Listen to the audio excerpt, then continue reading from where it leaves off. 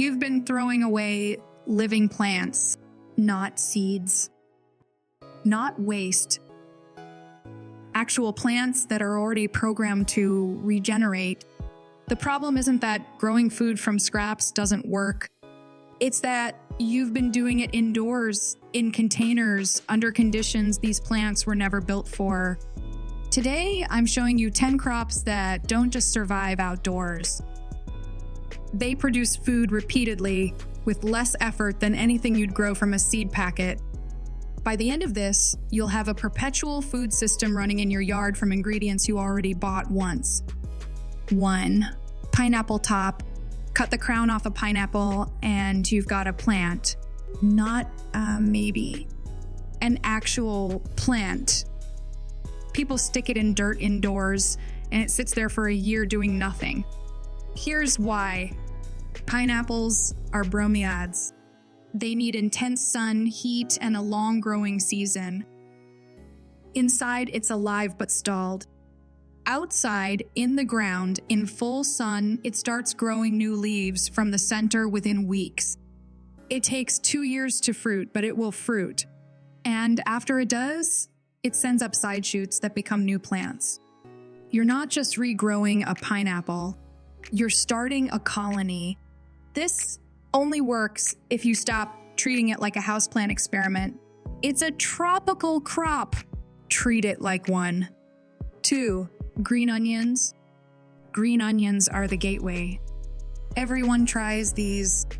Most people leave them in a jar on the counter and wonder why the greens get thinner and limper with every cut. Here's what's happening.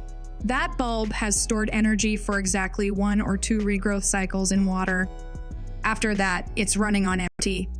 The moment you move it into actual ground, the white part starts pulling nitrogen, phosphorus, and trace elements it can't get from tap water.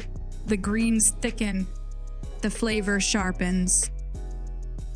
And here's the part nobody tells you. If you leave it alone for 8 weeks, it'll divide underground and give you 2 or 3 new plants from the original base. You're not just regrowing the same onion. You're multiplying it. That only happens in soil. 3. Celery.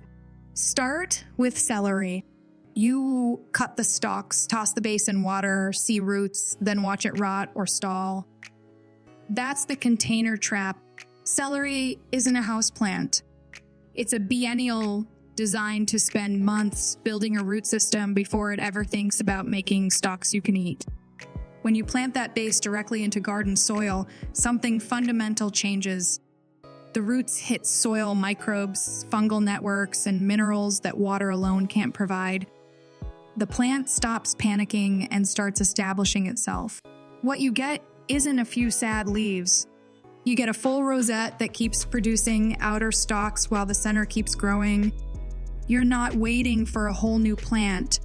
You're harvesting from a permanent base. In a jar, you're starving it. In the ground, it behaves like it's supposed to.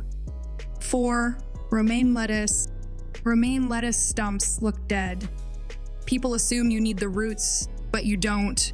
The base has meristematic tissue, which is the plant's reset button. In water, that tissue sends up a weak center shoot because it thinks it's been damaged and needs to flower fast. That's a survival response, not growth. When you bury that stump 2 inches deep in garden soil, it reads the environment completely differently. Cool soil, consistent moisture, microbes trigger vegetative growth instead of panic mode. What comes up isn't a seed stalk. It's a loose head of leaves you can start picking in 3 weeks. The outer leaves regenerate as long as you leave the center untouched. You won't get the same tight head you bought, but you'll get more food than the original plant gave you. And it costs nothing. 5. Bok choy. Bok choy does the same thing as romaine, but faster and weirder. The base regrows, but if you plant it in late summer instead of spring, it doesn't try to flower. It just keeps making leaves. Temperature is the switch. Your house stays a constant 70 degrees year-round, so the plant gets mixed signals. Outside, it reads the season. Cool, fall air tells it to grow, not reproduce. You can get 8 weeks of harvests from a single base if you time it right. The leaves won't be as fat as the ones you bought, but they're tender and they keep coming. This only works when the plant can feel the weather. 6. Leaks. Leaks are the one thing people don't expect. You use the white part, toss the green top with the roots still attached, and that's the part you want. Those roots aren't dead, they're dormant. Plant the green top so the roots are covered and the leaves stick out, and it starts rebuilding the white shaft underground. It takes 3 months, but here's what you're actually saving. Leeks cost $4 to $6 a pound. That discarded top replaces your next purchase entirely. The second harvest is smaller, but it's legitimate. And if you let it go to seed the following year, 1 leek top turns into 200 seeds. In a cup of water, it rots before it roots. In soil, the structure keeps it stable while it regenerates. 7. Lemongrass. Lemongrass is sold as a dead stalk. It's not. If there's even a tiny bit of pale tissue at the base, that's a living crown. Set it in water and it'll root, but it won't bulk up. The stalks stay thin because it's missing soil biology. In the ground, especially if you're somewhere warm, that single stalk turns into a clump of 12 to 15 stalks in one season. Each stalk gets thicker than what you bought. You harvest the outer ones and leave the center to keep expanding. This isn't a windowsill trick. This is how lemongrass actually grows. It's a tropical grass. Sun, heat, soil, and room. Give it that and it's permanent. 8. Ginger. Ginger root from the grocery store isn't dead. It's dormant. Those little bumps are eyes, just like potatoes. People put a piece in a pot and wait. And wait.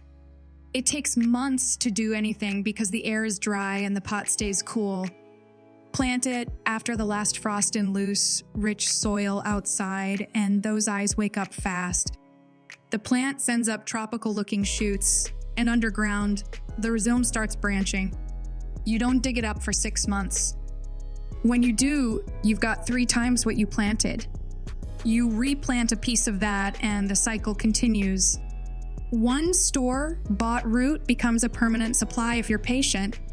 In a container, you're managing humidity and temperature manually. In the ground, the plant runs on autopilot. 9. Sweet potato slips.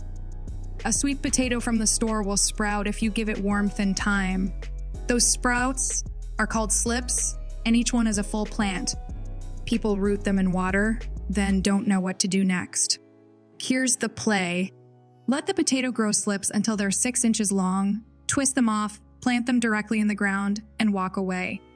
Each slip makes a new sweet potato plant. 1 potato gives you 10 slips. 10 slips give you 30 pounds of sweet potatoes in 4 months. It only works outside because the vines need space and heat. Pots can't support the root expansion. This isn't complicated. It's just something no one does because they think they need certified slips from a garden center. 10. Potatoes. Old potatoes sprout eyes. Those eyes are new plants. You don't need seed potatoes. You need potatoes that have been forgotten in the pantry. Cut them into pieces with at least 2 eyes each. Let the cuts dry for a day and bury them 4 inches deep. In 3 months, each piece gives you 8 to 10 new potatoes. This is how potatoes reproduce. They're not meant to be stored forever. They're meant to go back in the ground. In containers, you'd need massive volume and perfect drainage. Outside, they handle themselves. The difference is scale and success rate. 1 bag of sprouted potatoes turns into a winter's worth of food. You've been conditioned to think food starts with a seed packet and ends when you finish eating. But some of the food you buy is still alive. It's waiting for soil, sun, and a chance to do what it was built to do. The crops I just showed you aren't hacks. They're biology. They work outside because that's where plants are designed to function. Soil feeds them. Weather triggers them. Microbes support them. Your windowsill can't replicate that system. The shift isn't learning a new skill. It's stopping the habit of throwing away living plants and letting them finish what they started. You don't need more knowledge. You need less interference. Here's what changes today. The next time you're about to toss a scrap with roots or eyes or a base, you walk it outside instead. You bury it. You let the ground do what it's been doing for millions of years. That's the entire behavior shift. 1. Redirect. From trash to soil. No tricks, no products, no perfection required. Just dirt, time, and scraps you were going to compost anyway. Stop buying what you're already holding.